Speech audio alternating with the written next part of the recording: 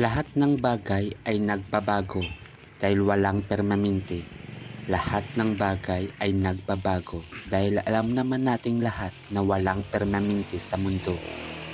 Ang mundo ay hindi perpektong bilog. Tulad ko, hindi ako perpekto. Nasasaktan din ako, umiiyak at nakakaramdam ng ligaya. Pero ang tanong, ang ligaya bang ito ay pangmatagalan? Ang ligaya bang ito ay kaya kang samahan hanggang sa kadululuhan ng buhay mo? Ako noon ay isang bata na ang tanging gusto ay kasiyahan. Noon, kindi lang, masaya na ako. Laruan lang, okay na ako. Magkaroon lang ako ng mga kaibigan at mga kalaro, okay na ako. Dahil dito, ako nakakaramdam ng ligaya at tuwa kasama ang mga taong dahilan ng aking mga ngiti. Noong bata ako, wala akong iniisip kundi ang maglaro at maglakwat siya.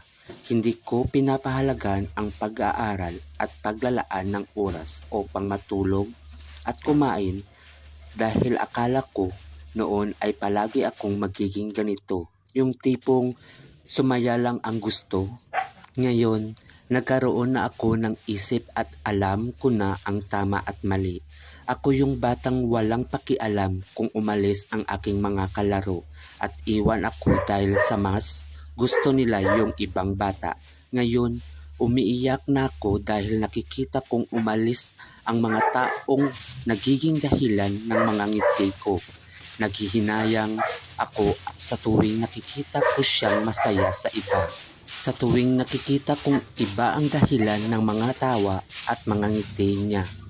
Ako yung batang sumasaya noon dahil sa kindi, pero ngayon sumasaya dahil sa kilig. Ako yung batang madaling paikutin noon dahil nakikita kong maraming pagkain pero walang nagbago.